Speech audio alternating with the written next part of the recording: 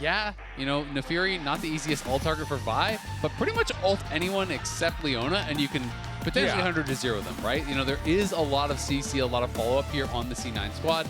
They're going to go with Alistar as the answer to be able to kind of Thanatos and Loki are coming down. They will be able to secure this dragon, and they did it quite early, so Grubs haven't even spawned, which means there is still that potential for them to challenge up on the top side. Of course, it did take both his charges of Smite, but I think this is great from Blabber. Yeah, Thanatos is going to take a really rough trade, but has amounted to a couple hundred gold lead for the team overall. But there's still some more farm to collect, and it's pretty much dead even.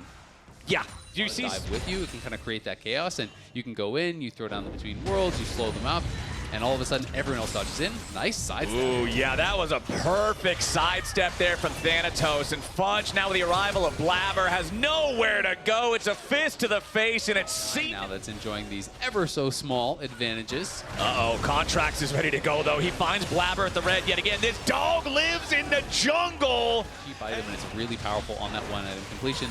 So Blabber instead is saying, you know what, let's not mess with it. I'm building towards the Triforce. That's going to take me a while to get there. So just going to go up towards the top side and try to trade the grubs.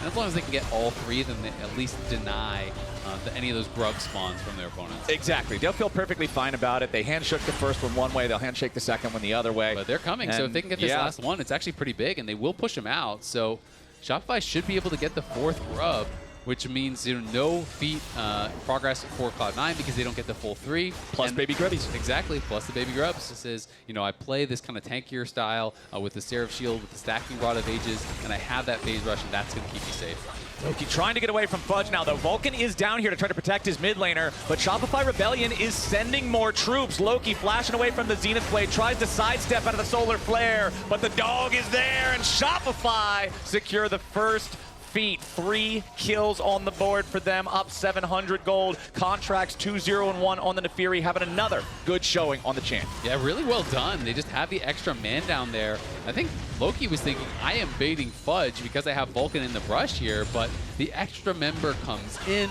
Contrax is there, as is Seos, and Seos has been just kind of moving around the map here with Contrax, helping him on some of these invades, now helping him down in that bot lane. They are able to find the kill and get the flash there off of Loki. Yes, it cost the flash from Seos, but that's not that big of a deal. Done by Cloud9 while Blabber just continues farming down on that bot side, but at the same time, they will lose the tier 1 top, because that was getting kind of unchained on the map. And it's nice to see what the addition in this game in a bit has done so far for them. But Cloud9, lots of members down here. Yeah, they want to go after Fudge, beat up the old teammate. Fudge with a flash out. Blabber goes in. Nice use of the public execution to try to reverse the ulti there, but it's not enough. Fudge still drops. Low position.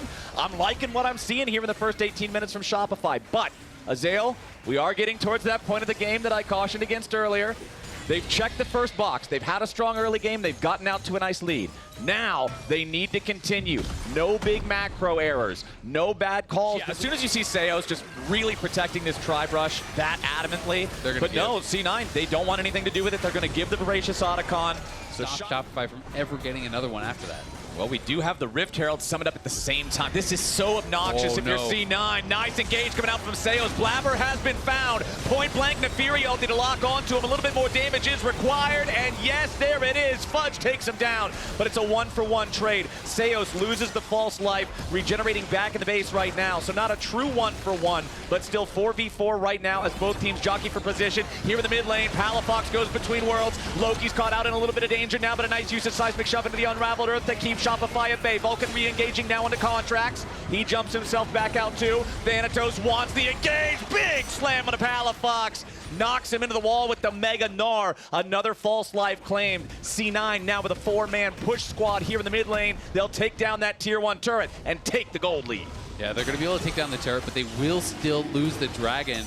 Blabber getting caught was really rough at the start of that. We talked about how powerful this Infernal Soul is going to be on a team that has such high damage. Shopify, though, they might just lose Contracts, and that would be huge. Hound's Pursuit to try to drop some of the aggro, jumps back up the wall, but Thanatos is ready and waiting.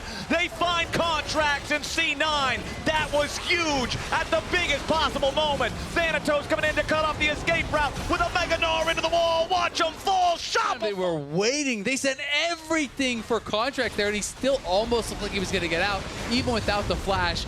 But the Q flash engage squad there, You honestly couldn't even tell that they're winning watching Reaper. No, Reaper is cold, man. There is ice in his veins as now Contracts is in some trouble again. Stuck in the pit, has to use Hound's Pursuit, trying to stay alive. A little bit more damage isn't there. It's secured by Blabber, but the Vi is first to drop. Fudge tries to get away from the unraveled earth. Shopify need to try to exit the pit, and they need to get out with as many men still alive as they can. Loki's ready for the chase as the Weaver's Wall goes after Palafox. Seos and Fudge are both already down. It's a 2-for-1 plus a dragon for C9. Contracts at least just trying to get his Krug, wants to provide a little bit of protection for B-Boy if he can, but C9 still wants more. They're not quite going to find it, and Shopify again come up short in the fight. Nice little attempt to predict there from Loki, though. He put the seismic shove where the shift was going to put him, so B-Boy had to shift, then immediately flash as he realized he was shifting into that seismic shove. Cloud9, though, full court press here. They have the Baron buff. They win the fight. That means there's going to be greater reward. Here the Baron,